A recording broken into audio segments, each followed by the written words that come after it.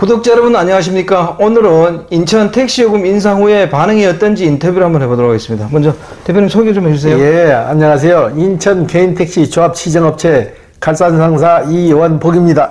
네. 대표님 먼저 요즘 개인택시 거래량은 어떤가요? 개인택시 거래량은 요즘 좀 한산한 편이에요. 오늘 날짜로 해서 택시요금이 올랐잖아요. 네네. 그리고 기존에 택시 하시는 분들이 이제 기대 심리가 있는 거죠. 네네. 택시요금이 올랐으니까 난방값도 좀 올릴 거다 해가지고 매물이 좀 요즘 좀 적어요. 그래서 거래량도 좀 한산한 편이에요. 네. 네. 그러면 2023년도 7월 1일자 개인택시 번호판 시세 좀 한번 알려주시죠. 예. 2023년 7월 1일자와 오늘자 번호판 시세는 저번 주에 9천만 원에 매매가 됐거든요. 근데 이번 주부터는 9,100만 원 선에 매매가 될 것 같아요. 네. 예. 이 가격은 인천 개인택시 기준으로 얘기하시는 거죠? 예, 그렇죠. 네. 예. 그러면 이제 요금이 올랐습니다. 손님들 반응은 어떻다 그러던가요? 그렇지 않아도 제가 아침에 일찍 나와가지고 기사분 한 대여섯 명들한테 내가 전화를 해서 일일이 확인을 했거든요. 네네. 요금이 올린 후에 손님들 반응이 어떠신가 물어봤더니 일단은 기본 요금이 전에는 3,800원에서 1,000원이 올랐잖아요. 4,800원이 됐어요. 4,800원이 됐는데 거리가 또 줄어들었다고. 2km에서 400m가 줄었으니까 기본 요금이 쉽게 말해서 1,300원이 오른 거예요. 네. 무조건 타면은 1,300원 정도는 더 올랐다고 보시면 돼요. 기본 거리에서. 타는데 손님들이 아직까지는 할증이 아니라 큰 피부적으로 비싸다는 건 못 느끼시는 것 같다고 대부분 말씀을 하세요. 아침에 보신 손님들이 아직까지는 크게 반응들을 안 하신다는 것 같아요. 예. 그러면 할증은 언제부터 들어가는 거죠? 할증은 저녁 10시부터 새벽 4시까지 들어가죠. 네. 그런데 그것도 단계가 있어요. 10시에서 11시까지는 20%, 네. 11시에서 2시까지는 40%, 네. 2시에서 4시까지는 또 20%예요. 네. 그 11시 이후에 타신 분들은 굉장히 부담이 크죠. 네. 기본 요금이 6,700원 정도가 되는 거예요. 네. 타갖고 조금만 움직여도 이제 돈 만 원이 나온다는 얘기죠. 예.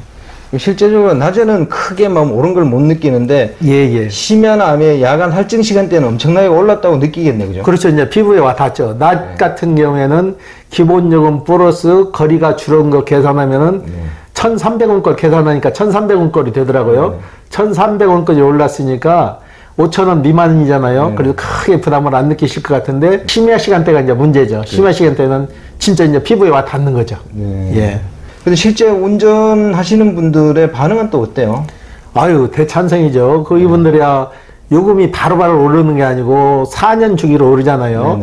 4년, 5년 주기로 오르는데 물가는 4년, 5년 그대로 지속되는 게 아니잖아요. 물가는 계속 올랐는데 택시 요금은 4년 전 요금을 지금까지 받았던 거잖아요. 받았던 거니까 아무래도 좀 원활해지는 거죠. 기사분들은 손님을 10분 태울 거를 8번, 7번만 태워도 그 벌이가 된다는 얘기죠. 네. 택시요금이 오르면 손님 수는 좀 줄어들 거예요. 그런데 요금이 올랐으니까 어차피 예방주사 맞는 차원이에요. 어차피 오르야 될 요금이니까 올라서 당분간은 손님이 없어도 일정 기간이 지나면 다시 이제 손님 수요는 늘어나니까. 그럼 택시 운전하시는 분들은 해보니까 실제로 손님이 줄었다고 얘기하던가요? 아직까지는 오전 심야 시간이 아니잖아요. 오전에 일하는 거니까. 그리고 손님들이 요금 오른 걸 모르시는 분들이 많다 그래요. 아직까지도. 그리고 아직까지는 그렇게 크게 차이가 안 난다 그래요. 그러니까 지금은 잘 모르시고 이렇게 타신다는 거죠. 그러면 우리도 인터뷰를 이걸 하고 나중에 한번 더 해야 되겠네요. 문득 그런 생각이 듭니다. 왜냐하면 오늘 하다 보니까 바로 오늘 오른 날 바로 인터뷰를 하게 돼서 한 보름이나 한 달 정도 지나서 한번 해보면 어느 정도 반응이 그렇죠. 이제 그때는 심야도 돌아가고 오전 손님, 심야 손님이 이제 나눠지니까 아무래도 뚜렷한 결과가 나오겠죠. 그러면 번호판 시세도 요금 인상에 영향을 좀 받나요? 아무래도 좀 받을 수도 있죠. 전 달까지만 해도 요금 오르기 전까지 전 단계에서는 그래도 거래량이 어느 정도는 돌아갔거든요. 근데 요금이 딱 오는다 이제 발표가 났잖아요. 발표가 나자마자 거래가 쭉 줄었어요. 기대 심리죠. 택시요금이 오르니까 난방값도 오를 거다. 그래서 해서 지금 택시를 보유하고 계신 분들이 매물로 내놓지 않는 거예요. 택시요금 오른 다음에 난방값 오르면 그때 팔아야지 그런 심리가 있는 거죠. 그런데 택시요금이 오른다고 해서 난방값도 팍 뛰지는 않아요. 택시요금이 오르면은 또 반비례는 부분도 있잖아요. 승객 수가 그만큼 더 줄어들잖아요. 네. 이게 반비례 하니까 그 큰 폭으로 오르진 않을 거예요. 예, 예. 아니 다른 요금은 다 오르는데 택시 요금 오른 거 가지고 왜 뉴스 같은 데서 이렇게 말을 많이 하죠? 택시가 고급 수단이 아니고 네네. 어차피 지금은 대중교통이에요. 네. 버스만 대중교통이 아니고 택시도 대중교통 수준 정도로 이용을 하시잖아요. 네네. 우리나라가. 네네. OECD 선진국 중에서 우리나라가 택시 요금이 제일 저렴해요. 네네. 고급화가 안 됐다는 얘기죠. 물론 고급 택시도 있지만은 일반 택시들은 물가 오른 변동상을 못 쫓아가는 거지. 택시 요금이 물가에 반영해서 1년 단위로 올랐으면 더 많이 올랐겠죠. 네. 한꺼번에 오르니까 좀 크게 느껴지는 거예요. 4년에 한 번 올리는데 조금 올릴 수는 없는 거 아니에요. 이분들 고통도 생각해서 어느 정도 교통량 조사나 수지 타산이나 맞춰서 힘의위원회에서 결정해서 올리는 거잖아요. 그게 한꺼번에 오르니까 문제가 되는 거지. 4년 만에 오르니까 기간이 기니까. 네. 예. 대표님이 보시기에는 요금 인상으로 어느 정도 손님들이 부담감을 느끼는 거라고 생각하세요? 당분간은 제가 보기에는 수요는 좀 줄어들 거예요. 기존에 100으로 봤을 때 한 60까지는 떨어질 거예요. 당분간은. 그래서 이 기간이 3개월에서 길게는 6개월 지나야 정상 수준으로 돌아와요. 네. 예, 예. 그렇다 그러면 이제 당분간 손님은 줄 수 있다 이런 거고. 예, 그렇죠. 그래도 뭐 일정 기간이 지나면 택시를 운행하시는 뭐 법인 택시 기사분들이나 개인 택시 기사분들의 그 수입은 좀 늘 수 있는 거 아닌가요? 그렇죠. 네. 아무래도 좀 나아지죠. 네. 예. 당연히 나아져야죠, 그죠? 그렇죠. 네. 그래야 뭐 예, 예. 물가는 다 올랐는데 택시 요금만 그렇게 뭐 안 오르고 그러면 말이 안 되는 거니까요. 이게 1년 단위로 계속 올렸으면 피부에도 덜 와닿을 거예요. 그런데 4년 주기로 올려놓으니까는 아무래도 4년 거를 한꺼번에 올리게 되니까 피부에 완 닿는 거죠. 예.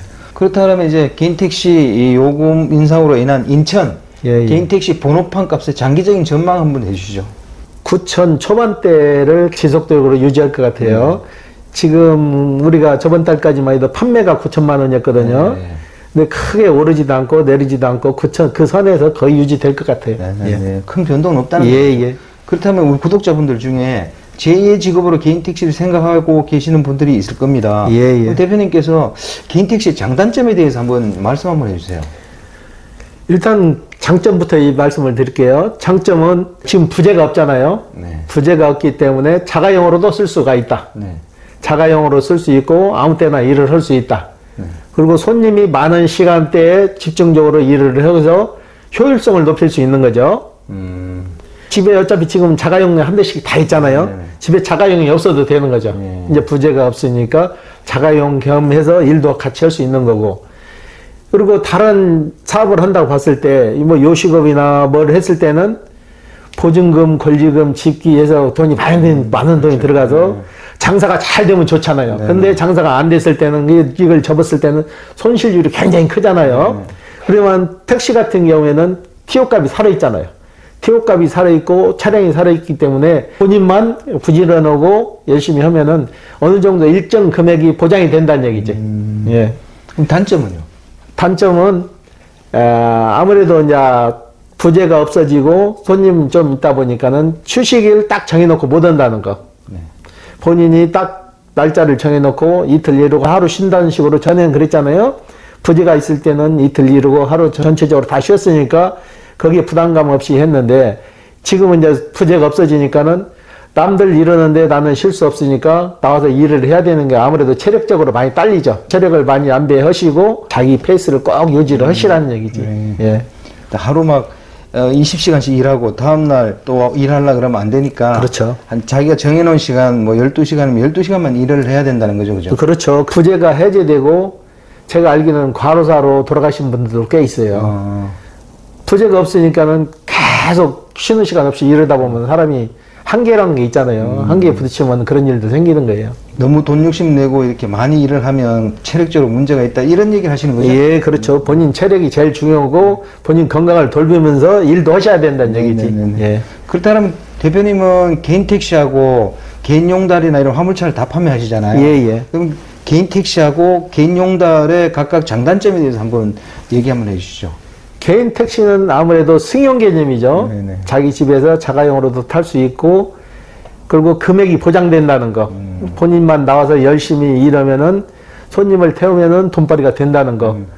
그리고 망할 일이 없다는 거. 본인만 부지런하고 건강만 잘 챙기시면은 정년이 없고 늦게까지 일할 수 있다는 거. 그렇잖아요. 그리고 화물차 같은 경우에는 좀 건강하셔야 하잖아요. 일단은. 몸이 불편하고는 화물은 좀 하기 힘들어요. 장단점이 다 있어요. 화물은 짐을 실어 날리는 거니까 체력이 뒷받침되고 멀리도 또 많이 가잖아요. 장거리도 가기 때문에 아무래도 피로감이 좀 더 쌓이죠. 네. 그리고 경기가 침체되면은 물건 양이 떨어지면은 아무래도 수익이 좀 줄고. 그런데 젊은 층들은 큰 톤수, 큰 화물차를 선호하고 나이 드신 분들은 이제 적은 거 선호하시고, 그리고 정년을 해서 오시는 분들이 좀 여유가 있으신 분들은 개인 택시로 가시는 거고, 여유가 좀 적다 하시는 분들은 화물차로 가시는 거고. 예, 그래요. 여유가 있다 없다 그거는 번호판 값 때문에 그런 거잖아요. 그렇죠. 금액이 아무래도 9천만 원대면 차까지 하면 억이 넘잖아요. 예, 예. 오늘 인터뷰 감사드립니다. 예. 네, 오늘 인천에 있는 자동차 매매 상사 대표님하고 인터뷰를 해봤는데요. 여기도 이제 택시 요금이 인상이 됐는데 오늘 첫날이네요. 공교롭게도 인터뷰한 첫날 7월 1일자로 이게 택시 요금이 오르면서 인터뷰 하실 때 이렇게 전화 통화하시는 것도 이렇게 봤는데 아직까지는 뭐 큰 변동은 없는 것 같습니다. 이제 타시는 손님분들이 오른 걸 알고 그러면 좀 어떤 다른 반응이 있을 수 있는데 그건 조금 시간이 지난 다음에 제가 다시 한 번 더 개인 택시를 직접 하시는 분들이나 아니면 대표님하고 인터뷰를 해서 나중에 반응이 어떤지 다시 한번 영상으로 만들어 올리겠습니다. 자, 호화전은 또 다른 시간에 다른 주제로 구독자 여러분 찾아뵙겠습니다. 안녕히 계십시오. 호화제였습니다.